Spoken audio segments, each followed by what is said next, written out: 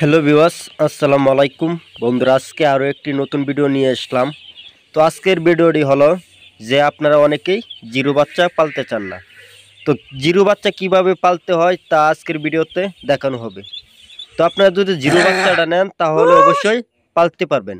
অবশ্যই আপনার তুষ ও হারিকেন পদ্ধতিতে হাঁসের বাচ্চাটা নিতে হবে।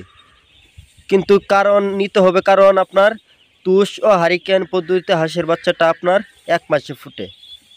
তো এটা কোনো ইনকিউবেটরের কারবার নাই, এটা আপনার হারিকেন দিয়ে বাচ্চাটা ফুটে। তো আপনারা যদি বাচ্চা পালেন অবশ্যই জিরো বাচ্চার থেকে পালতে হবে। আপনার যদি জিরো বাচ্চার থেকে না পালেন অবশ্যই অভিজ্ঞতা হবেন না। তো আপনি যদি জিরো থেকে বড় পর্যন্ত পালেন অবশ্যই আপনার একটা অভিজ্ঞতা হয়ে গেছে।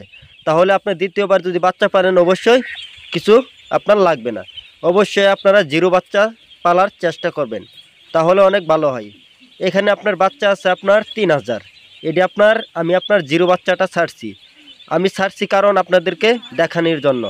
তো আপনারা কিভাবে জিরো বাচ্চা খামার করবেন, কিভাবে পালবেন অবশ্যই আমার কাছ থেকে জেনে নেবেন, তাহলে অনেক ভালো হয়। আপনারা যদি একবার জেনে নেন তাহলে দ্বিতীয়বার আপনাদেরকে বলে দিতে হবে না, তাহলে আপনারা নিজে নিজেই পালতে পারবেন। তো আপনারা কিভাবে পালবেন অবশ্যই আমাদের কাছ থেকে জেনে নেবেন। অবশ্যই আপনারা তুষ ও হারিকেন পদ্ধতিতে হাঁসের বাচ্চাটা নেবেন। তো আপনারা যদি ডিমের জন্য খামার করেন অবশ্যই খাকি ক্যাম্বেল হাঁস খামার করবেন। তো আমার কাছে বিভিন্ন জাতের সব ধরনের জাতের হাঁসের বাচ্চা রয়েছে। অবশ্যই আপনারা জিরো বাচ্চাটা পালবেন। কিভাবে পালতে হয় কিভাবে না পালতে হয় অবশ্যই আমার কাছ থেকে জেনে নেবেন।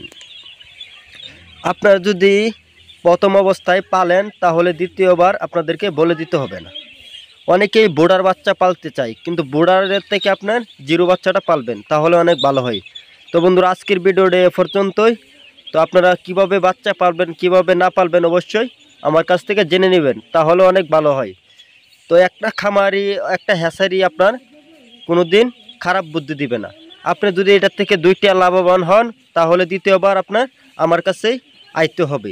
তো আপনার যদি 2 টাকা লাভবান হয় তাহলে অনেক ভালো হয়। তো অবশ্যই কিভাবে পালবেন অবশ্যই